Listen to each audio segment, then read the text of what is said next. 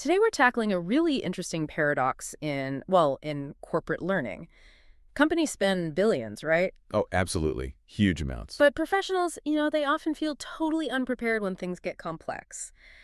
We've got some source material today that claims it's cracked the code on making expertise actually stick. And it jumps right in, doesn't pull any punches. It says flat out, a generic chatbot cannot inspire. Hmm. That's a pretty direct challenge to a lot of the simple AI tools popping up everywhere. Yeah, it really is. They're arguing that for AI to be genuinely useful in training, it needs to be much more than just an information source. It needs to offer mentorship from world-class experts. Okay, so that really ups the ante. We're not just talking about software features here. No, not at all. We're looking at a claim that an AI can actually replicate or at least simulate that feeling of being coached personally by someone you trust, an authority. Exactly.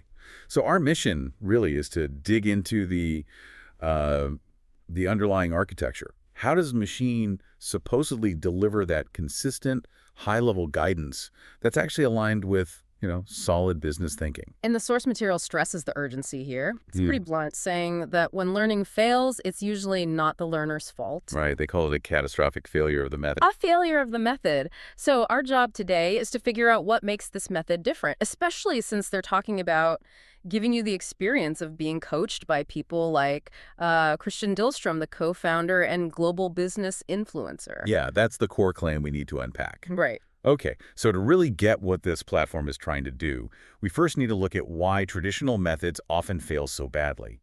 They call this basic learning. And I think most of us have felt this, right? That corporate training session that feels like, I don't know, trying to drink from a fire hose. That's a perfect analogy. Yeah. Yeah. Basic learning is that typical, very linear process. Here's the info, now take a quiz on it, maybe we repeat it. It's superficial. Very superficial. And the source material, it actually includes this warning section titled Correction to Your Obvious Thinking Errors. Okay, sounds direct. It is. It specifically warns us off celebrating training described with words like quick, immediate, or fast. Because speed implies shallowness. If Yeah. you learned it super fast, maybe you didn't really learn it deeply enough to apply it. That's exactly the point.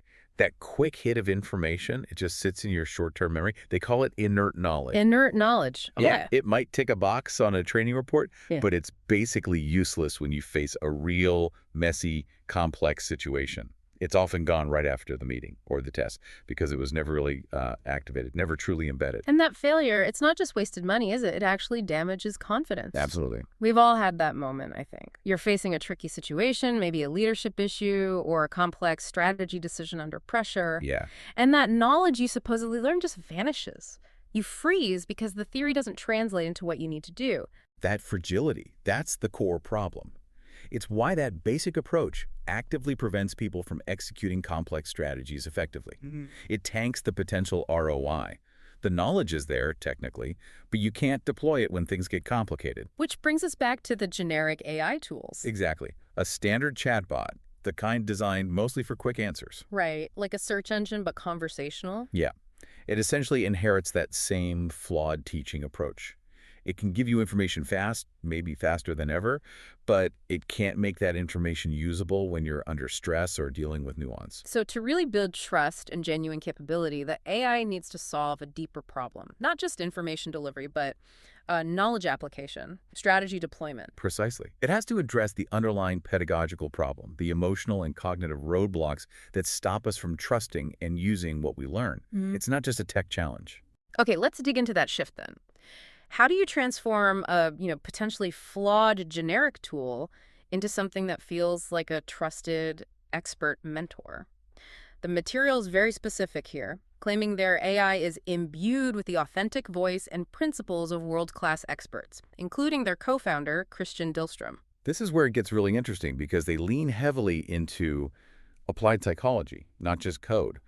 The main mechanism seems to be about engineering what they call authoritative presence. Authoritative presence. Okay. And they do this by intentionally leveraging the dynamics of a parasocial relationship.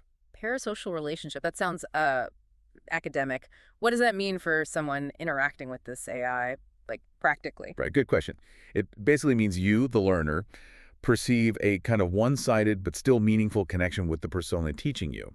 Think about maybe a news anchor you trust or a thought leader whose work you follow really closely, you feel like you know them even though they don't know you. Okay, I get that. So by consistently using the voice, the style, the principles of highly credible experts like Christian Dillstrom, and they mention his track record with top brands, investors, governments. Right, establishing that credibility. Exactly. That creates what they term a cognitive economizing scaffold. Whoa, okay. Cognitive economizing scaffold. Let's break that down. What does that do for the learner? It saves you mental energy, basically, because you inherently trust the source, the expert persona. You spend less time and effort second-guessing the advice. You're monitoring costs, questioning if the instructor knows their stuff drops significantly. Ah, so you're not wasting brain power doubting the source. Precisely. And because of that trust, your receptiveness to feedback, especially the tough feedback that points out your actual weaknesses, goes way up. You're less defensive, more focused on actually absorbing the correction. So you're leveraging the credibility of a known figure, which makes the learner instantly more receptive to learning, like the text says. That's the idea. It fosters that sense of connection and trust. And this connects directly to psychology, specifically self-determination theory.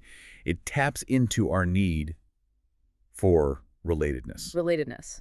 Feeling connected. Yes, you feel like you're being guided personally by someone you respect. That connection motivates you intrinsically. You want to meet the high standards set by this mentor figure you perceive.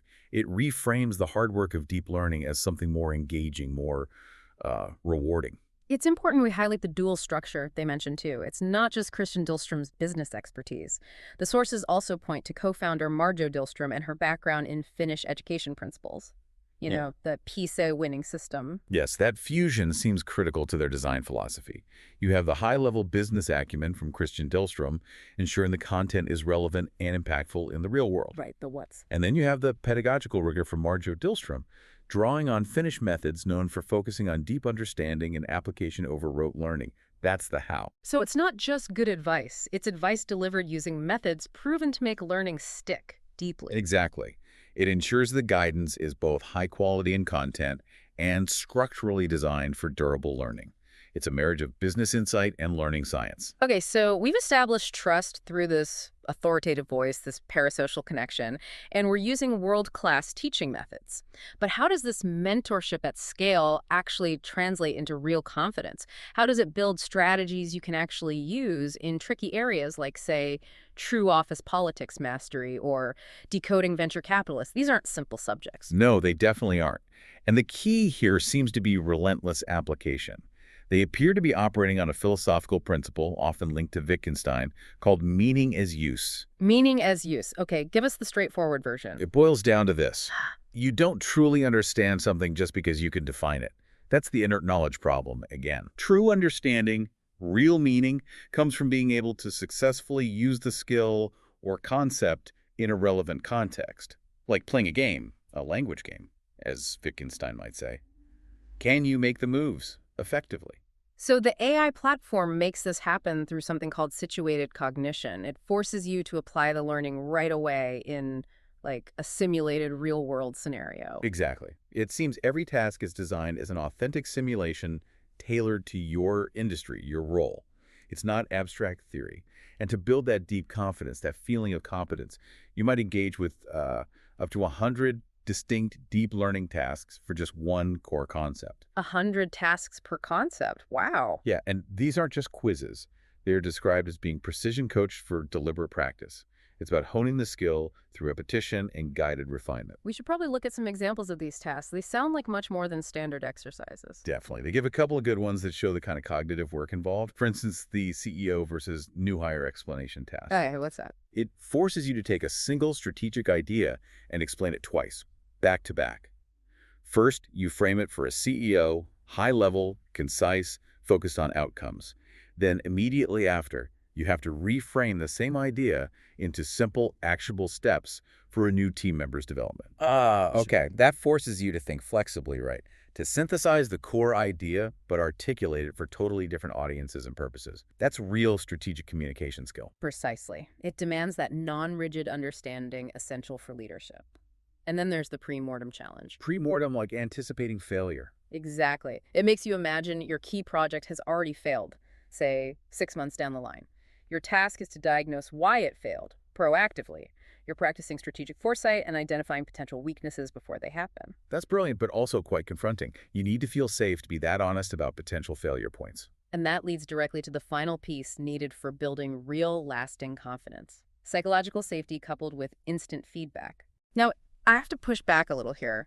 Can an AI really create the same kind of psychological safety as, say, a human mentor who's been through similar political battles or crises? That's a really valid point.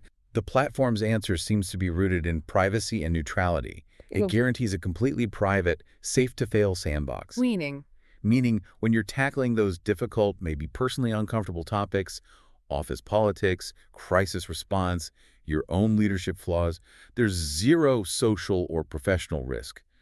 No judgment, no gossip, no impact on your career. Oh, okay. The safety comes from the machine's inherent lack of social consequence. That removes a huge barrier to being truly honest with yourself about weaknesses. Correct. And when you combine that guaranteed privacy and honesty with instant, very specific feedback on every little task you perform, You start to see the connection clearly. yes, you can accurately link your successful actions to the specific cognitive steps you took. You feel yourself improving, measurably. You realize your growing expertise isn't just luck, it's structural, built on effective thinking. That is what builds durable, reliable confidence. Hashtag tag outro.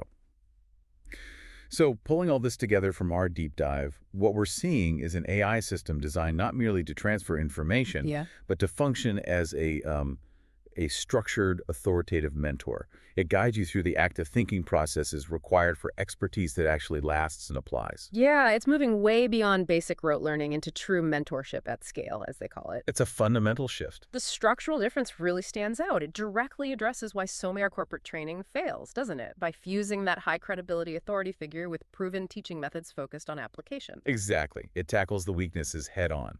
And there's another claim in the sources we should touch on. Mastering a subject this way doesn't just teach you that subject. Oh, what else? It supposedly turns the effective learning processes themselves. Things like self-explaining concepts, using analogies, applying strategies flexibly into automated habits, into procedural skills. It teaches you the meta skill of learning how to learn faster, how to achieve mastery more efficiently next time.